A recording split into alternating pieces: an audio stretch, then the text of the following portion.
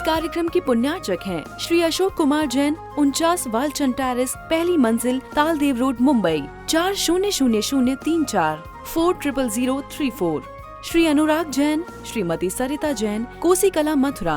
श्री नरेश जैन, श्रीमती स्वयंबाला जैन, सह परिवार, शेरकोट, उत्तर प्रदेश।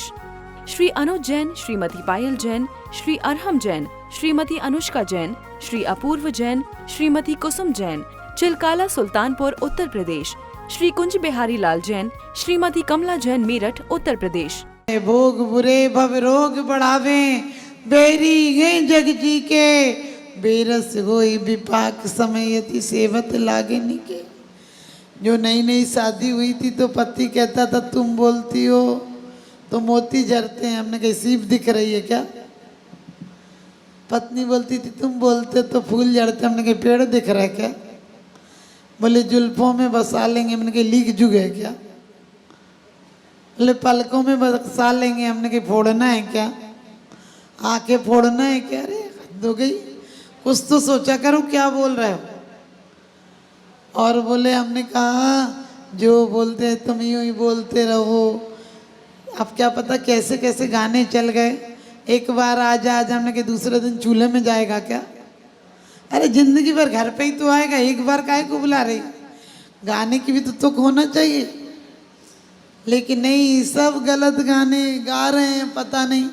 अरे हमारे यहाँ थोड़ी है, ये तो वो भ्रष्ट लोग हैं जो एक आध बार ही आएगा। उन लोगों को गाने चाहिए। ऐसे हमारे घरों में, हमारे यहाँ शादी में क्यों गाते हैं? वो गाना चलता है ले जाएंगे ले जाएंगे। हमने कि बाप इज्जत से दे रहा है उसका, तू ले जाने को डकैती करने को आया है क्या? अरे उसका बाप तुझे इज्जत से सम्मान दे रहा है और तुझे पैसा और दे रहा है, कुछ थोड़ा बहुत तो देता ही है। क्योंकि दमाद होता है जो दम से आखिरी दम तक आमद को तैयार रहे, उसे दमाद कहते हैं। पहले दिन भी देखो तो उसे कुछ देना पड़ता है। पक्की जब ही होती जब उसके हाथ में कुछ रख दो। फिर कहीं मिल जाए तब उसे दो, घर पर दो, बाहर मिल जाए तब दो। अपने यहाँ हो तो उसकी मिलनी करो, उसके यहाँ तो भात लेके जाओ। अजीब इंटरनेशनल में भिखारी देते ही देते रहो। उसे जमाई भी कहते, उसे जमा जमा के कमाई करो, फिर इकट्ठी करके उसे दे दो। क्योंकि लगता है ना बेटी जब छोटी सी होती है, अब उसके लिए तो जोड़ना ही है, उसके लिए तो जोड़ना ही। लेकिन ध्यान रखना, उसको धार्मिक संस्कार देकर भेजना। क्योंकि तुमने सिर्फ उन्हें पत्नी नहीं दी है। सागार धर्मामृत में आशा दर्जी कहते हैं कि तू अकड़ मत जाना, ससुर सास के पैर में पड़ जाना कि आपकी बेटी के बिना मैं फैक्ट्री बना सकता था, मकान बना सकता था, मैं कंपनियां खोल सकता था, लेकिन तुम्हारी बेटी के बिना मैं घर नहीं बसा सकता था, गृहस्थ आश्रम नहीं बसा सकता था, मैं एक सदग्रस्त नहीं कहला सकता था, मेरे घर से 4 दान नहीं हो सकते थे। एक है दान। अकेले गुल्लक में पैसे डालने का नाम दान नहीं है। औषधि शास्त्र अभय आहारा, निश्चय राग द्वेष निर्वारे, ज्ञाता दोनों दान समारे। तो आप ना दान देना जानते हो,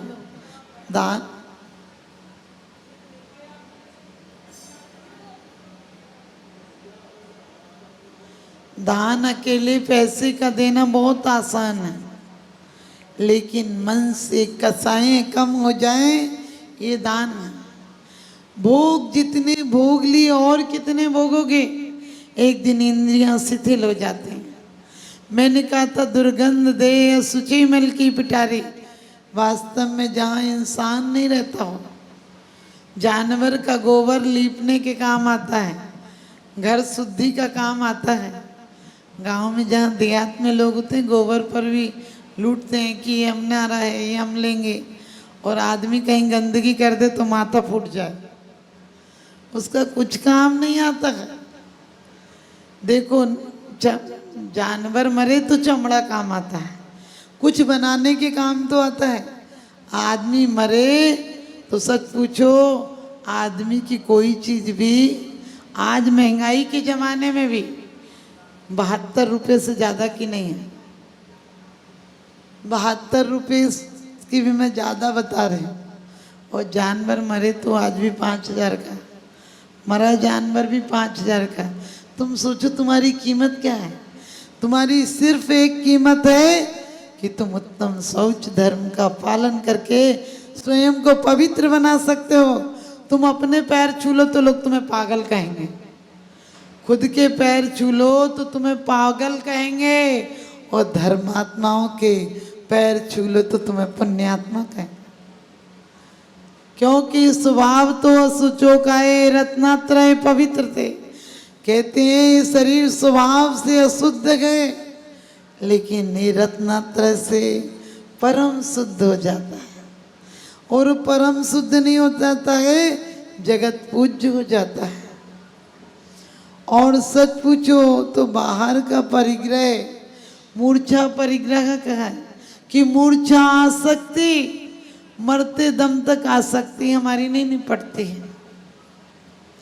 क्योंकि एक होकर 10 होते, 10 होकर सहस्त्र होए तो अच्छा है। यूं ही इच्छा करते करते लाखों के हद तक पहुंचा है तो भी यह इच्छा समन न हुई, ऐसी डायन इच्छा है। एक आदमी की इच्छा हुई कि वो गंगा स्नान करके आए। अब कंजूस था तो गंगा स्नान को चला गया, पैदल पैदल गया। 5-6 किलोमीटर गंगा पड़ती थी। गया, वही एक आदमी ने कहा कि हमें पता चला है हमारे यहाँ तुम्हारे गांव से कोई आया है, तुम्हारी माँ मर गई। उसने कहा अब क्या करूँ, गांव तो दूर गए, माँ की तो दाह संस्कार हो गया होगा, अब क्या करूँ।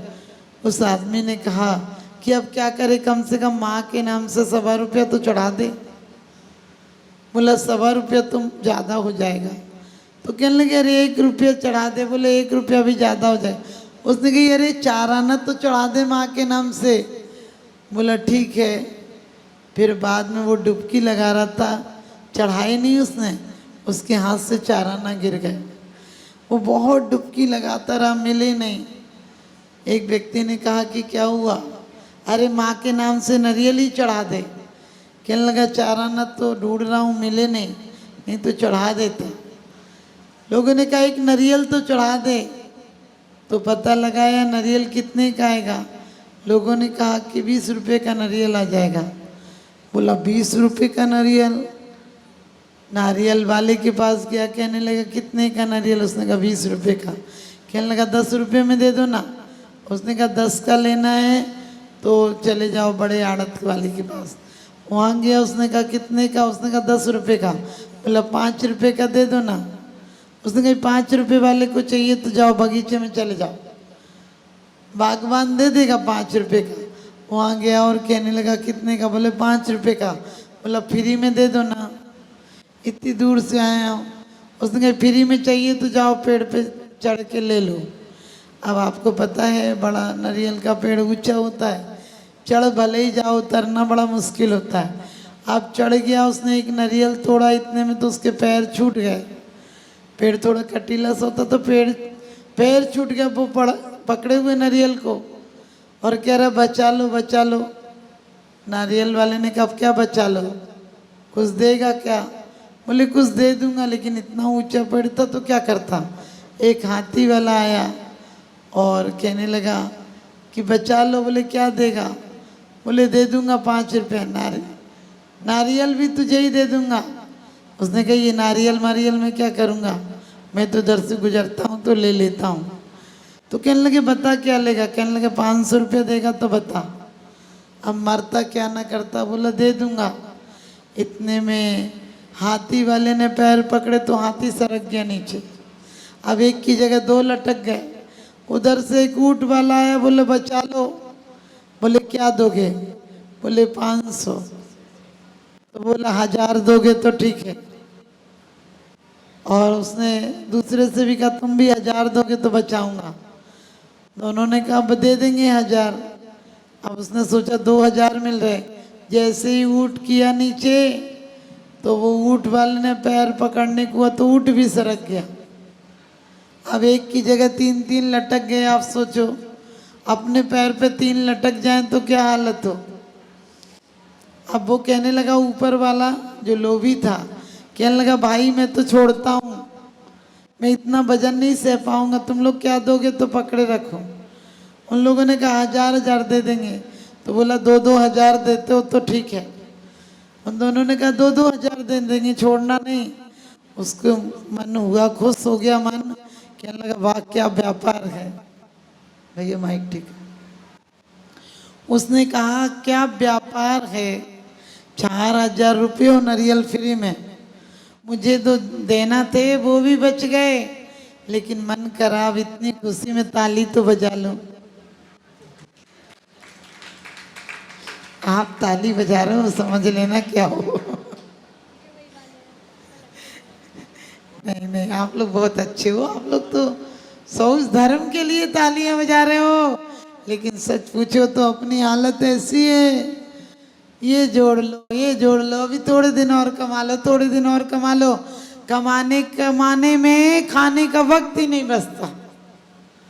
कमा कमा के मकान बनाते हो, नींद हराम हो जाती है, नींद चली जाती है, क्योंकि कहते हैं ना जाने कैसे वातावरण में जी रहे हैं लोग, ना जाने कैसे वातावरण में जी रहे हैं लोग, रात कटती जागरण में, दिन में सो रहे हैं लोग, दिन में अलसाए अलसाए से जी रहे।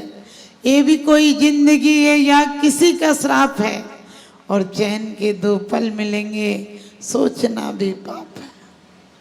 इस जिंदगी में ये सोचना भी पाप है कि 2 पल भी चैन के नहीं मिलते। क्योंकि मैंने हवा के शौक से खोली थी खिड़कियाँ, मैंने हवा के शौक से खोली थी खिड़कियाँ, सारी गली का गंध मेरे घर में आ गया।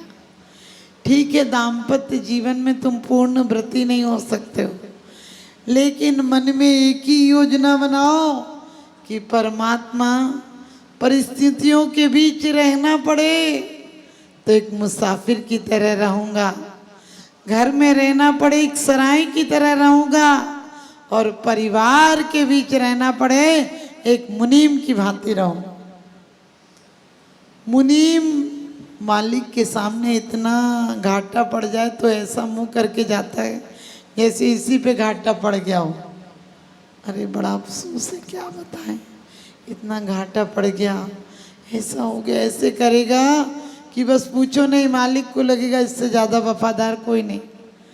लेकिन जैसे ही मालिक का चेहरा हटेगा कहेगा जाने दो, करता था ना बेईमानी, आज पता चला। गाड़ी पे आपकी खरोच आती है, ड्राइवर दिन भर गाड़ी में रहता है, लेकिन ड्राइवर को फर्क नहीं पड़ता, जाके शांति से सोता है। और तुम्हें खरोच आ जाए तो तुम्हारी आत्मा पे खरोच आ जाती है, रात भर सो नहीं सकते हो, कितना डेंट हो गया, कैसे होगा। आप सोच कर देखो, यही तो आश्रव के कारण है, यही तो लोभ है, लोभ पाप को बाप बखानो। आप सब ने कहानी पढ़ी होगी, पंडित जी लोभ बोले, लोभ क्या है, लोभ के बारे में बात चली तो उसने कहा लोभ बता दो, पाप का बाप क्यों बताया। तो बोले पाप से बड़ा है, क्योंकि आपको पता है क्रोध दिखता है, क्रोध हमें अंधा करता है, क्रोध में आदमी आपक हो जाता है, पागल हो जाता है, कुत्ते जैसा हो जाता है, भौंकता है, चीखता है, कांपता है, लाल आंखें हो जाते हैं, और मान अंधा बना देता है, मायाचारी हृदय शून्य बना देती है, और लोभ तो सब कुछ लूट लेता है।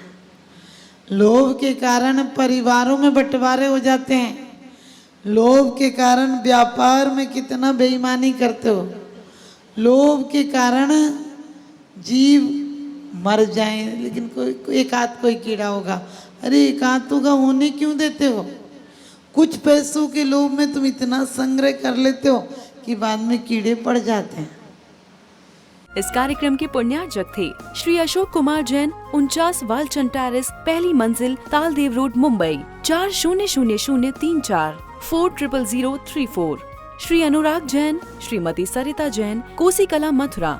श्री नरेश जैन, श्रीमती स्वयं बाला जैन, सह परिवार, शेरकोट, उत्तर प्रदेश। श्री अनुज जैन, श्रीमती पायल जैन, श्री अरहम जैन, श्रीमती अनुष्का जैन, श्री अपूर्व जैन, श्रीमती कुसुम जैन, चिलकाला सुल्तानपुर उत्तर प्रदेश। श्री कुंज बिहारी लाल जैन, श्रीमती कमला जैन मेरठ उत्तर प्रदेश।